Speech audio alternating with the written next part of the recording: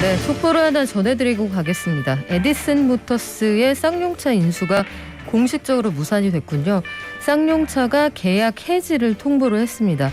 앞으로 쌍용차의 운명이 어떻게 될지 지켜봐야겠고, 윤석열 당선인 측은 최적의 총리 후보를 찾는 와중에 경제 원팀으로서의 드림팀을 구성하겠다라고 했거든요. 경제 원팀의 드림팀이 될 수 있는 총리 후보군을 설정하겠다. 누가 될지 주목해서 지켜보겠습니다. 그 사이에 손님 오셨는데요. 우리 김현우 행복자산관리연구소장님 오셨네요. 안녕하세요. 네, 안녕하세요. 소장님, 우리가 네. 막차 끊기기 직전에는 네. 왠지 막 타야 될 것 같잖아요. 집에 가는 막차면 타야죠. 행선지가 맞으면 네. 아무거나 타면 안 되죠. 맞습니다. 집에서 먼 데로 가면 안 되잖아요. 네, 막차라고 막 아무거나 타면 안 되겠죠. 근데 이 막차를 막 타고 싶게 만드는 대표적인 산업군이 있다면 홈쇼핑하고 보험이에요. 맞습니다. 이 가격 이 구석 마지막이라고 홈쇼핑 맨날 그러잖아요. 하지만 다음 시간 또 있고 저도 많이 속았습니다. 네. 보험도 마찬가지인데 맨날 이게 마지막이래요. 네. 무해지, 저해지 보험이 막차니까 놓치지 마라. 이거 놓치면 바보다 이렇게 얘기를 하거든요. 네. 월급 빼고 다 오른다는데 이걸 오늘 막차라는데 들어야 돼? 요 고민하는 분들 많을 텐데 네. 4월부터 뭐 다음 주입니다. 무해지 그렇죠. 환급형 보험료가 10% 이상 오른다. 이번 주가 마지막이라고 하는데 네. 일단요. 올해 이미 실손 의료보험료도 많이 올랐는데 많이 올랐죠. 요 들어요 말아요. 그거 결론부터 좀 알려주세요. 만약에 필요하다면, 그러니까 행선지가 맞다면 막차를 타는 게 맞다라고 전제를 말씀해 주셨잖아요. 맞습니다. 보험도 마찬가지예요. 가입해야 되는데 해야 되는데 기존에 미뤄두고 있었다면, 필요한 건데 미뤄두고 있었다면 오르기 전에 가입하는 게 맞겠지만 전혀 생각하지 않았는데 이거 막차랍니다. 다시는 가입할 수 없습니다라는 소리에 가입을 하시는 건 맞지 않겠죠. 그래서 특히나 이 보험 같은 경우는 굉장히 손해를 많이 볼 수도 있기 때문에 좀 꼼꼼하게 살펴보시고 결정을 하셔야 됩니다. 행선지 맞는지 알아봐라. 네. 일단 중간에 체크할 게 많다는 얘기인데 네, 그렇습니다. 무해지, 저해지 보험 이름이 어려운데 이게 어떤 거 얘기하는 겁니까? 이게 우리가 보험을 가입하고 있다가 중간에 깨면 내 원금도 못 받잖아요. 그쵸. 해지 환급금이라는 걸 받긴 하는데 원금을 100을 냈다면은 뭐 반도 못 받는 게 일반적입니다. 보장성 보험은 암보험이나 종신보험 같은 것들.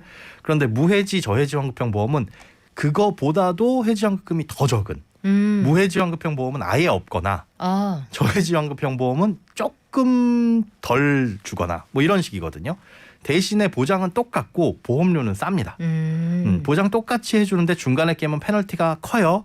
하지만 보험료는 쌉니다. 이게 이득인데 또 한 가지 특징은 뭐냐면 납입 만기라고 있잖아요. 우리가 뭐 20년 내고 100세까지 보장, 뭐 보험은 이런 식들인데 납입을 꽉 채우면 20년 동안 내고 혹은 30년 동안 내고 나면 돌려주는 해약 환급금이 일반 보험하고 똑같습니다. 그러니까 보험료는 할인을 해주는데 중간에 깨면 손해가 큰 대신에 다 내고 깨면 오히려 일반 보험보다 더 많은 돈을 주는, 환급률이 더 높아지는. 이거 어떻게 해야 되죠? 이럴 때? 그래서 이게 지금 네. 문제가 됐던 것들이 요걸로 해지 환급금이 버티기만 하면 이렇게 높습니다. 라는 걸로 저축으로 속여서 파는 불안전 판매가 굉장히 많았어서 금융감독원에서도 2018년에 이미 이거 조심하셔라. 저축 아닙니다. 라고 하는데도 숫자로 비교해 보면 저축보다 높은 환급률을 보이니까 많이들 이제 가입을 시켰던 보험인데 이게 이제 보험료가 오른다. 그럼 그만큼 이제 보험료가 오르게 되면 나중에 받게 되는 해약 환급률이 살짝 낮아지는 효과니까 낸 돈 대비해서 받는 돈은 똑같아도 그 비율이 낮아지는 거니까 이걸로 이제 또 절판 마케팅이 기승을 부릴 수 있다라는 겁니다. 방금 환급률이라고 하셨는데 네. 그건 뭐예요? 그러니까 내가 만약에 예를 들어 한 달에 10만 원씩 1년 동안 120만 원, 네. 10년 동안 1,200만 원을 냈는데 깼다. 그러면 원금인 1,200만 원을 드립니다. 그러면 환급률은 100%죠. 원금 대비 환급률. 환급률. 예. 전 또 환급률인 줄 알고. 황금, 골드. 네. 골든. 이거 저희가 마스크를 쓰니까 골든룰 뭐 이런 건 줄 알고. 입모양이 안 환급률. 예, 환급. 그렇군요. 환급률 100% 함정이 있다 이런 말씀인데 무해지, 저해지 보험이 인기가 좀 많았어요. 근데 이거 바꾸는 이유가 뭐예요? 이게 그렇게 지금 말씀드린 것처럼 경쟁적으로 판매를 하다 보니까 불안전 판매가 굉장히 많이 늘어나서 소비자들의 민원이 급격하게 증가를 하더라. 이게 1번입니다. 그래서 금융감독원, 금융당국에서 너희들 좀 조심해라라고 보험사에 경고를 내린 바가 있었고요. 두 번째는 뭐냐 하면 과도한 경쟁 때문에 보험사가 크게 휘청거릴 수 있다라는 위험이에요. 이게 뭐냐? 무해지 환급형 보험 같은 경우는 보험료를 적게 받는데 보장은 똑같이 해주고 심지어 돈을 다 내면 돌려주는 돈도 많잖아요. 어떻게 그럴 수가 있어? 이 이유가 비밀이 바로 중간에 해지하는 사람들이 많다라고 가정을 하기 때문이에요. 그러니까 10명을 가입시켜놨는데 그중에 7명은 깨고 끝까지 완주하는 사람은 3명밖에 안 되더라. 그러니까 우리가 마라톤을 유치하는데 네. 참가자를 100명 받습니다. 근데 상금을 완주만 하면 100만 원씩 다 드리겠다고 하고 한 10,000원씩만 받아요. 네. 그럼 돈이 적자가 날 수 있잖아요. 근데 보니까 완주를 하는 사람이 극히 드물더라. 이걸 예상을 하는 겁니다. 이게 이제 예정 해지율이라고 하는데 보험사는 그 예정 해지율을 굉장히 넉넉하게 잡아놓은 거죠. 우리가 기존에 보험을 판매해봤더니 사람들이 3년 이상 유지하는 비율이 한 60%도 채 안 되더라. 5년 정도 지났더니 40%도 채 안 되더라. 이거를 조금 넉넉하게 쓴 거예요. 그러다 보니까 보험사들이 경쟁적으로 더 싼 보험료를 이 해지환급금, 무해지환급형 보험에 내놓기 시작했고 그러다 보니까 금융감독원에서 너희들 그렇게 경쟁하다간 회사 망할 수 있어 라는 걸로 좀 경고를 준 거죠. 그렇군요. 어린이 보험이나 종신보험, 건강보험 같이 이 보장성 보험하고 연계해서 판매하는 경우가 많다고 하는데 네. 이건 또 왜 그렇습니까? 보통 일반적으로 보장성 보험에 이런 옵션을 붙여놓고 파는 경우가 많이 있습니다. 그러니까 뭐 연금이나 이런 거야 사실은 뭐 중간에 사실은 깨더라도 주기로 한 해약환급료를 뭐 7년 차에는 100% 맞춰줘야 되고 그런 목적들이 있어요. 그리고 그것 같은 경우에는 중간에 깨면은 큰 손해를 보게 합니다라고 하지만 어차피 사람들이 적금이나 그 저축의 목적으로 가입하기 때문에 거기에는 이제 부합하지 않고 보장성 보험에 주로 이제 말씀하신 암보험, 또 종신보험, 또 어린이 보험 이런 보장성 보험, 건강보험에 주로 적용이 되는 상품입니다. 그렇군요. 그래서 소비자들 피해가 제법 있으니 금융당국이 이거 못하게 하겠다라고 했거든요. 네네. 이게 해지율 산출 및 적용에 관한 모범 규준. 네. 일단 이름이 어려운데요. 네네. 이걸 뭘 어떻게 하겠다는 얘기입니까? 쉽게 얘기해서 좀 전에 말씀드린 예정 해지율을 좀 넉넉하게 잡았다. 마라톤 완주하는 사람이 별로 없을 것이다. 100명 중에 3명일 거야. 이렇게 했던 걸 근거를 내놔라 라고 한 거예요. 사실은 보험은 보험사가 마음대로 만들 수 있습니다. 보험 자율화 때문에 그런 산출 기준이나 근거는 보험사에 알아서 통계로 잡으면 되기는 하는데 그래도 일반적으로 타당한 근거, 그러니까 일반 보험보다 이게 예정 해지율이 높다라는 근거는 갖고 와야 되잖아요. 그래서 그런 게 없다 보니까 데이터가 왜냐하면 이게 보험이 팔린 지가 지금 2016년부터 판매되기 시작해서 본격적으로 판매된 건 2018년이거든요. 그러니까 10년이 채 안 됐어요. 네. 즉 보험사가 무해지 혹은 저해지 환급형 보험을 판매한 게 10년도 안 되다 보니까 그에 대한 해지율 데이터가 없는 거나 마찬가지인 거죠. 그러면은 조금 보수적인 데이터로 접근을 해야 회사도 안전할 텐데 네. 해외에서는 이게 파산한 사례도 있거든요. 이것 때문에. 해외에선 정말 파산한 사례가 있어요? 심지어 그 미국입니다. 미국에서 보험회사가 이것 이 때문에. 무해지 저해지를 팔다가 파산했다. 네, 실제 사람들이 많이 깰 거라고 예상하고 판매를 했는데 많이 안 깨다 보니까 이것 때문에 파산을 한 보험사가 있어요. 회사 이름이 뭐예요? 이게 제가 지금 기억에 네, 펜트리티라는 보험사입니다. 2009년에 회생 절차 들어갔는데 결국 뭐 2017년에 최종 파산을 했거든요.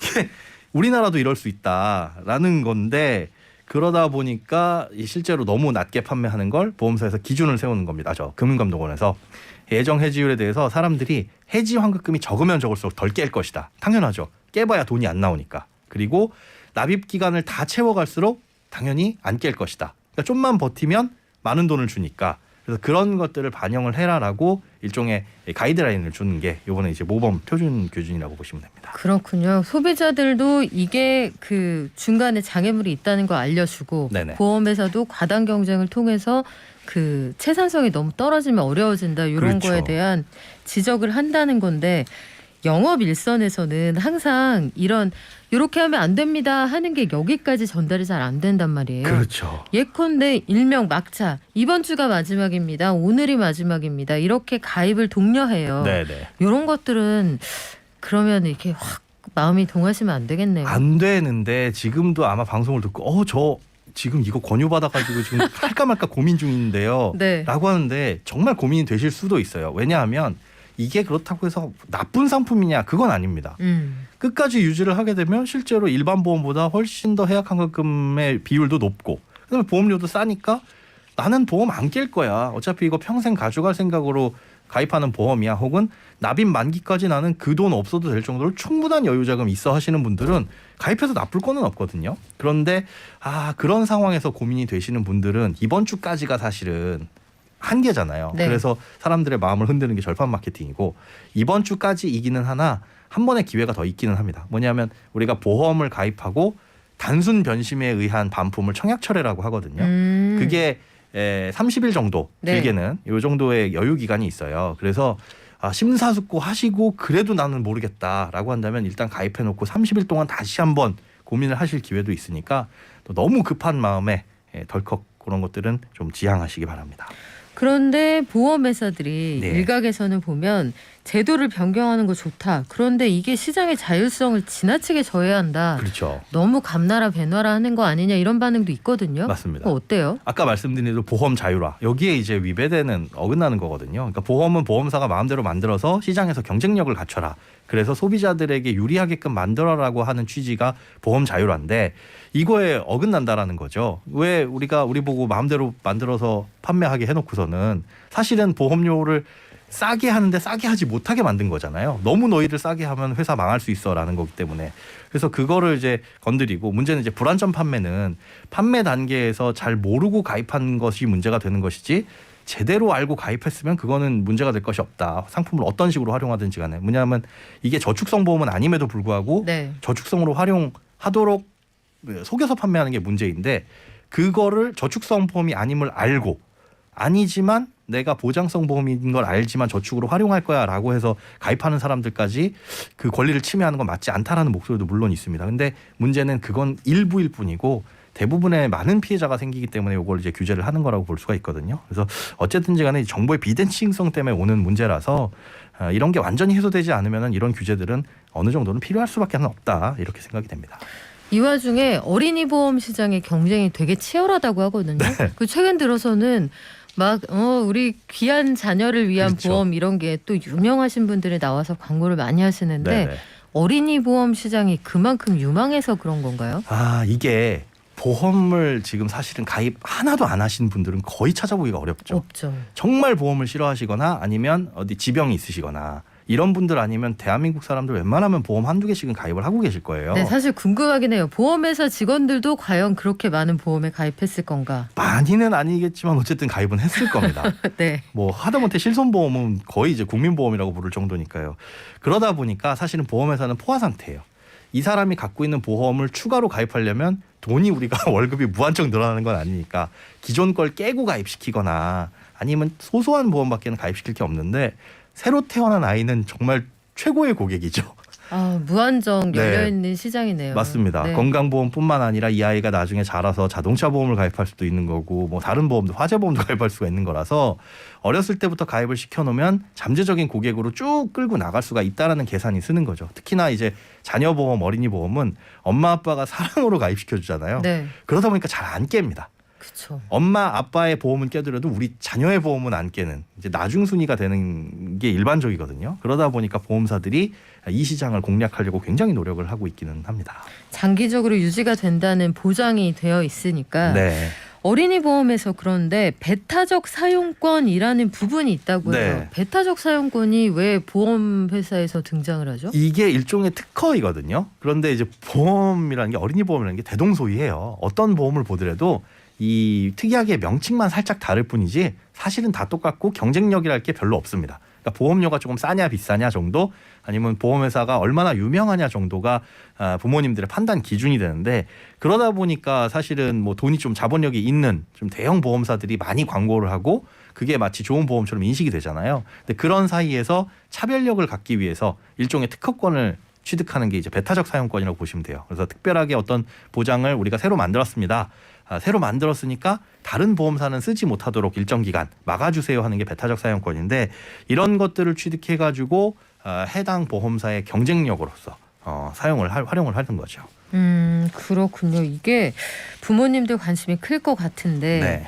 우리 그 어린이 보험을 가입하고자 하는 분들은 어떤 부분을 좀 눈여겨보시면 좋을까요? 이게 좀 전에 말씀드린 대로 보험이 다 다 비슷비슷합니다. 음. 그리고 차별점이 거의 없다 보니까 요즘에는 이 배타적 사용권이라는 거를 좀 전면에 내세워서 네. 우리 보험은 이런 게 좀 특화되어 있습니다라고 홍보하는 것들이 있는데 그게 실제로 좋은 특약이고 필요한 특약이냐는 다시 한번 생각을 해볼 필요가 있어요. 아무리 좋은 특허라도 필요 없는 경우들이 많이 있거든요.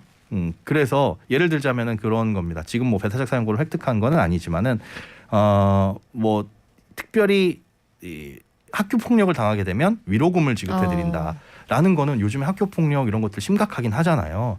그런데 그 위로금이 뭐 법으로 우리가 형사 고발을 하게 됐을 때 이럴 때 형사 처벌이 상대방에 받게 되면 뭐 얼마를 지급해 드립니다라는 어떤 까다로운 규정이 있지는 않은지 그리고 굉장히 심각한 단계란 얘기죠. 그렇죠. 그럼. 그리고 또 한 가지는 그 보험을 가입함으로 인해 가지고 사실은 그걸 막을 수 있는 건 아니잖아요. 그런 게 발생했을 때 금전적인 이득, 경제적인 이득이 발생을 하는데 그 경제적인 이득이 그러면 우리 아이를 치료하고도 남을 정도로 혹은 그게 없으면 정말 안 될 정도로 필요한 특약이냐 놓고 봤을 때는 딱히 그렇지도 않아요. 없어도 그만인 특약들인 경우가 많거든요. 씁쓸해요. 그게 네. 특약에 학교 폭력 특약이 들어간다는 그런 게 게 있습니다. 우리 그러지 맙시다. 그러니까 정말. 엄마 네. 아빠의 마음을 건드리는 거거든요. 그게 불안하니까 가입을 하시는데 혹시나 하는 그 마음을. 맞습니다. 그런데 어디까지나 보험은 경제적인 손실을 막기 위한 거지 그 사고를 예방해 주는 건 아니다. 근데 그런 것들 비슷하게 특약들의 내용이 구성되어 있으면 이게 실제로 내가 필요한 보장인지 이런 것도 한번 판단을 해보실 필요는 있을 것 같아요. 그래요. 오늘의 핵심은 한마디로 행선지네요. 네, 막차가 중요한 게 아니고 조건이 중요한 게 아니고 예, 그 버스 요금 깎아준다고 아무데나 목적지가 다른데 아무차나 타시면 안 되잖아요. 맞습니다.